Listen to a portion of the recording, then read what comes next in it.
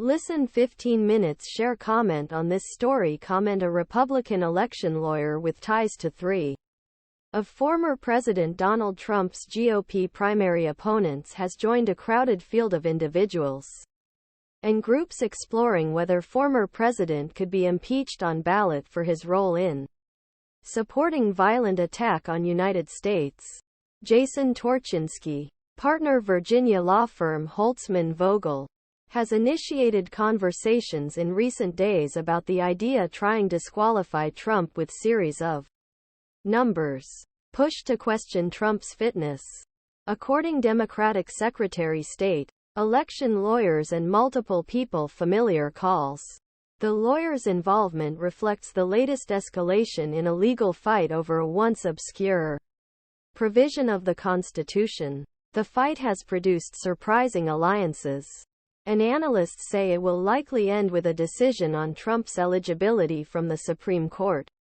Torchinsky's firm has done legal work for the campaigns of former New Jersey Governor Chris Christie and businessman Vivek Ramaswamy, as well as Never Back Down, Florida Gov. Torchinsky, longtime GOP election attorney who also represents Republican National Committee, is investigating the issue not for Trump's rivals but for Jacob Harriman. Harriman, founder of a nonpartisan service organization called More Perfect Union, said in statement to Washington Post, Harriman, "It's critical to understand whether there is a legitimate risk in nominating a candidate who deemed unfit for office. The push to disqualify Trump adds to an already complex web of legal battles that have consumed his 2024 campaign, which he is waging even as he faces 4 criminal cases and various civil claims. A federal and a Georgia lawsuit accused the former president of illegally seeking to overturn the 2020 election. Another federal lawsuit accuses him of mishandling classified documents after he left the White House. Still, the debate about Trump's fitness reflects growing concern among his critics that even as an alleged criminal, he has a realistic chance of winning the election. Trump commands the polls over his Republican primary rivals, and national polls show him neck and neck in the general election showdown with President Biden.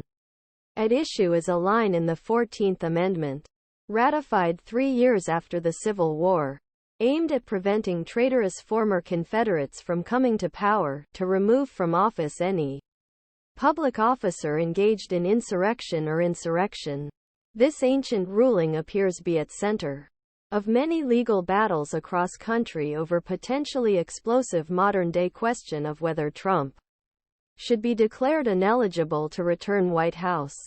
Advocacy groups and individual voters in at least a dozen states have filed lawsuits or sought to bar Trump from state ballots next year. Lawyers on both sides have predicted that the dispute could ultimately be resolved by the Supreme Court. Legal challenges have emerged in New Hampshire and Wisconsin, with election officials and interest